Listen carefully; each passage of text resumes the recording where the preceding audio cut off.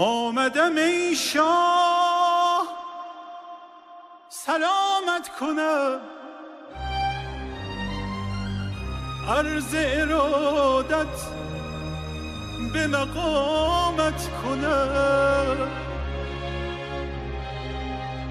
آنچه که دارم تو رساندی به من، هیچ ندارم که به نامت کنم.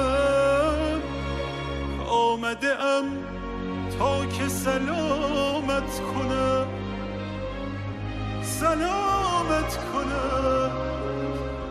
دل ما زلف پریشان،